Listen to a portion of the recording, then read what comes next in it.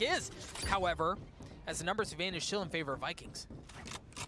What a flash, what a play. I thought that would be everything, but Sadak is just so ready. Redguard, that's crispy. He's gonna need at least another. Yeah, and the showstopper out from GTN, I was about to mention it. He's able to really just use that to zone. Nats doesn't really have anywhere to go. He's got to buy time for Redguard to make a play. That's exactly what he does. Redguard's gotten 3 on the round. This is still doable, but they're going to have to get on the horse. They're going to have to do something quick. You have so much Astra utility littered around the spike. That's exactly what happens. Redguard's 4th. The gravity well. A blind Hunter's Fury. That was his last one as well, and he gets a double. That's 3 kills on this retake for Saucy. A 4K in total.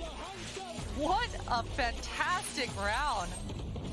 And that was one of those wonky, weird buys as well. Yep. My goodness. And we talked about it. 1 or 2 away, but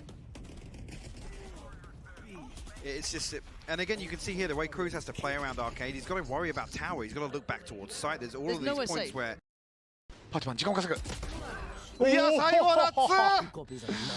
アップドラフトのフェイクなども入れながらナッツの顔を出させようという動きもあったんですが、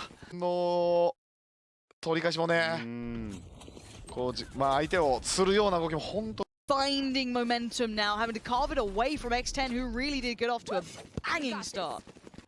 We'll bring it within 2 rounds now, and again, coming out of the timeout, I can see the same from X10 here. I feel they do need to address some of this mid-presence, though, because they've been losing this now a good couple of times. Yeah, you said that, but again, it's almost like with some of the baits that we saw from X10 in the early rounds and how... Control on the site. Actually, Chronicle will find another. It's just Foxy left, who was desperately trying to do some damage with the Hunter's Fury. The sacrifice being they lost sight for it. Chronicle will find the final kill, and 7-5 on the half here. Gambit actually getting a couple more through than you would have thought in this one, especially with how it went in the early rounds. Yeah, Gambit's ability to bound back and find a couple of new looks here shows once again the depth, their pedigree coming into this. But I have to give it a lot of credit to X10 as well, coming out here and looking definitive in the way they're playing. And I'm really liking that from them. I want to see more of it. But the question is 7-5 enough? They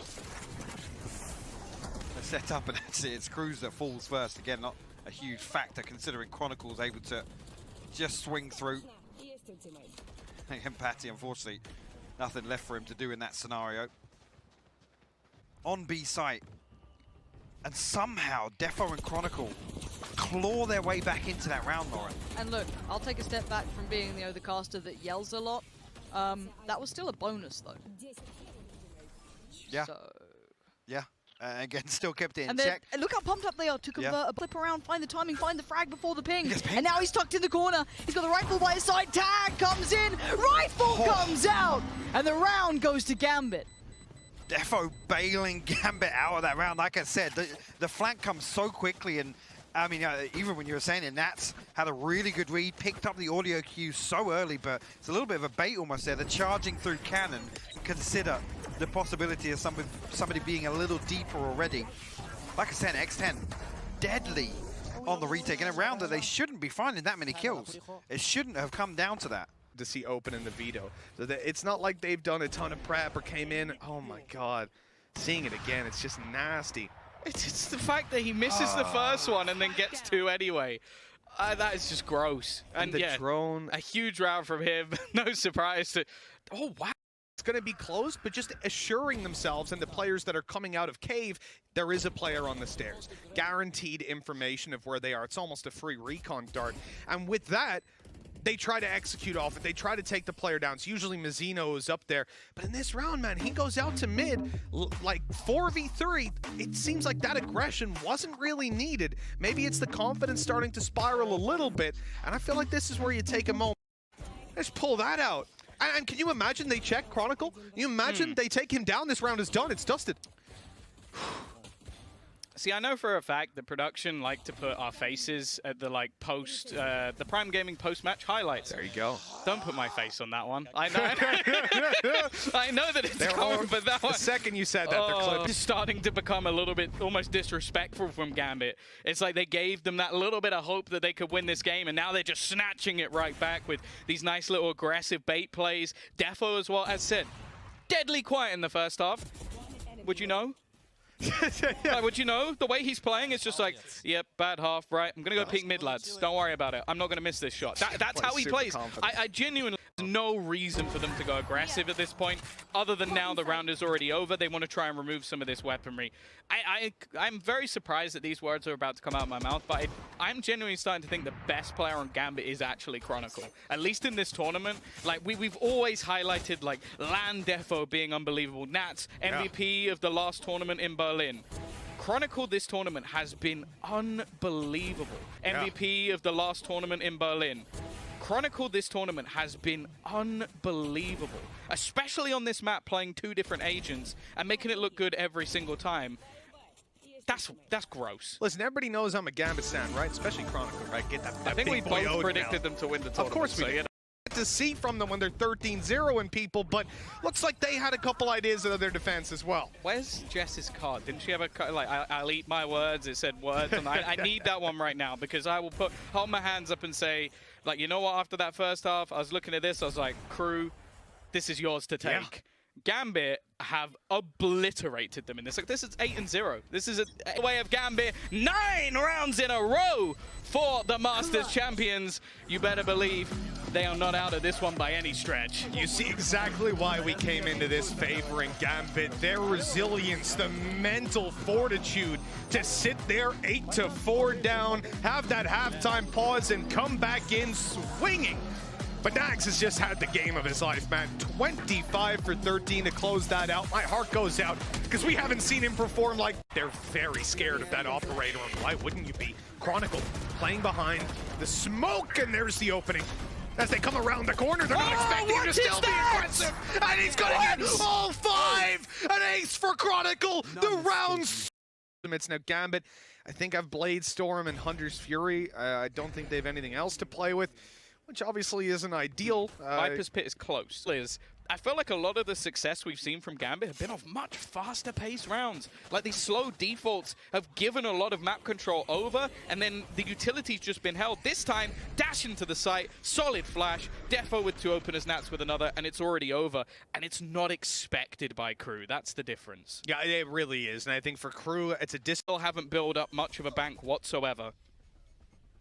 Yeah, well, that's very true. I think in this round, they got incredibly lucky. That Viper's Pit was the turning point of it. It just sowed discourse in the lines of their enemies and allowed them to get behind, create angles that otherwise wouldn't have been there. But that won't happen in this round right here. And we need to see another response. I'd say that. They start hesitating a little bit. Push coming through. Nags looking to try and find the opener, but he gets caught by Redgar pushing. Now, he didn't have one of the major weapons, so this risk is worth it. Nats, he's just got straight through! Managing to find a couple, but the trades are good. Leaving it down to just one man, and it is closed out for Gambit. It will be a 7-5 half, a little bit different from last time, but it is still Crew going in with the leader. Going to affect Gambit too much. Their finances are still in a very good spot, but hey, having to use an ultimate and just to make sure they close out the round, that's completely different. Honestly, thus far in this map, I've been so impressed with Defo. Yeah. Like, the fact that, again, he's moving over to an agent we haven't... Recalls the star, swings again. This time, he fakes it. He recalls the star, swings on a flash, and gets the kill. Great tag out of Chronicle, even without an Odin. That's an easy wall bang. And a 5 versus 3 emerges. Crew didn't come into this round with heavy weaponry, but I'm going to hope that Kesnet's able to do something with that Guardian they invested into. Oh, well, he's almost the last man alive. Mazzino as well. Prime Gaming Flawless coming through from Gambit. Given any orbs over to the other side. They haven't given any weaponry away either, so this is as good as it gets. Now, I want to premise, the last time we saw this map played for them was versus X10. It went very badly. They only managed 2 rounds. This could be the day I die for you.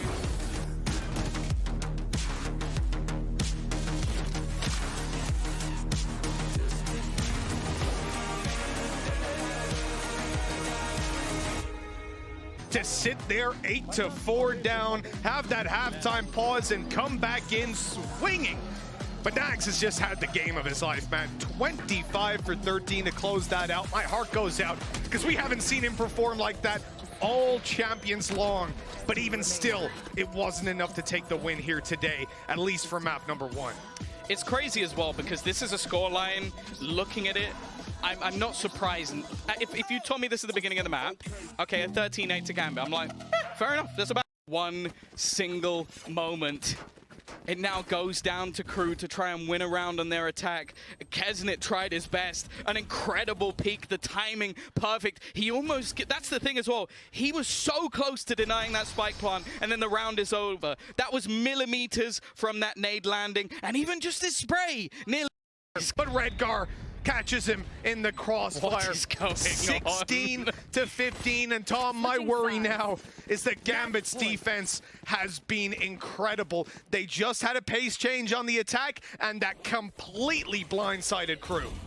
The last attacking round Gambit had was a prime gaming flawless to their opponents. Now they get one of their own. There is so much resilience within To get in for two, that's a lifeline for Crew, but the rest of them fall like dominoes. Mazzino has to clutch it, and he will not. Another fast round from Gambit, and another successful attack as they push to try and make that final spot. All they need to do is pull out a solid defense, and we've seen it from them time and time again. Yeah, but the times we haven't is when they've got themselves an attack round on the board. It is just this weakness they've... Still gets the first, that's it though. Great trade back by Delzik as they look for the site. That'll be Nags getting his res online if they can get this spike down. The molly, but they've already pushed through. Oh, he's on the back site. They won't expect him already. Nat's able to take one, and he'll take the second. 18 to 16. The defending champions take it across the line. Gambit are going to the grand final. There is a reason why they are the Masters Berlin champions. There is a reason why we never count this team out, because even when they're down, they fight back every single time. This is the team that came in as favorites. This is the current best team in the world. But we have to give a shout out to their opponents. This team came in as one of one. There was a sigh of relief is an understatement. My God, they've got to be going home happy. I have to say, all in all, this game delivered far and above what I could have expected in my wildest dreams, and you see it even from Gambit, the tears of relief. I have to say, you know, can I just point out that we had the winning parade? There's nothing for him to do. They stall for 3 seconds or so, and at that point, then Gambit, like, we have the wall. Look at this here. There's literally nowhere for Ascend to push into, Lauren. And this was all tailor-made for him to be there. It was bespoke for this. I love this. This is good Valorant, man. This is what it's about. These mind games between the two. The Prime gaming flawless. Able to completely shut down with the null command. And like I said, there's a window of opportunity where you have to make use of this utility ahead of the execute, right? Particularly, we talk about, this just comes down to gunfights, right? And look at the synergy between these two players. Chronicle bails out, and Nats is like, cool, I'll pick up the slack. Buddy. Yep. I'm right there. And you can see... Without breaking a sweat. Honestly, some of these rounds are just, they're played so well. And like you said, the synergy in the buddy system that Gambit's able to invest around Chronicle and Nats so often. Again, Chronicle, he's so sharp, and he has been the last few days. Again, you think back to that ace on Bind, and wow. Ripped away Redgar! It's 10 seconds! It's over! 13 to 11! The nightmare resurfaces for Ascend and Gambit. What a turnaround. From that halftime score, they looked flat. It looked all perfect for Ascend. And then, once again, the Iron Giants made their appearance.